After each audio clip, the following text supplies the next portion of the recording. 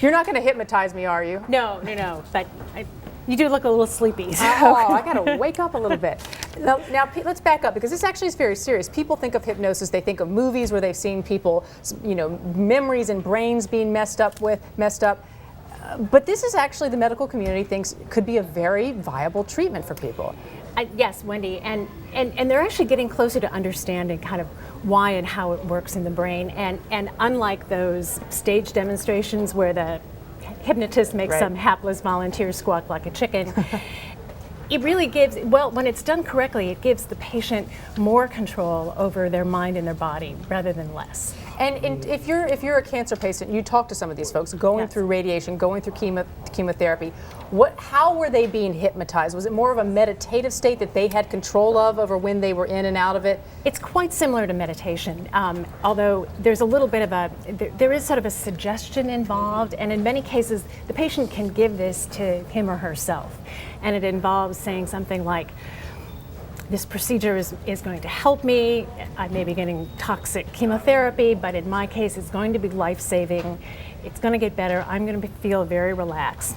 And it's a way of self-management, which some patients find very empowering, particularly in a medical situation where everything feels like it's out of control. This is a way to control your own emotions and perceptions of what's going on, and there's growing evidence that can have a big physical effect as well. And you mentioned the growing evidence. It's interesting, some of these studies showing that there's a real impact, number one, on how much medication you might need after a surgery, on your healing time. This evidence is starting to mount. Yes, even time during surgery.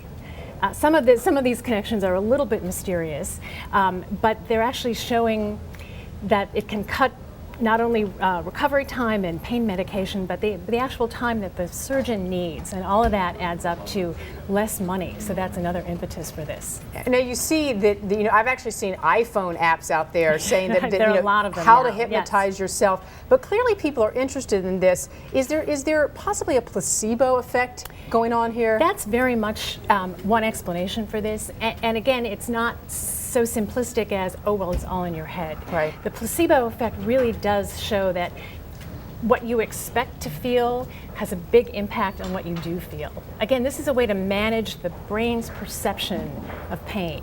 And that is increasingly important. A lot of scientific evidence is showing. And far less expensive and less invasive, than other things you could be using to manage pain. Very quickly, how do you look for someone who's a certified hypnotist so you don't, for lack of a better word, go to a quack?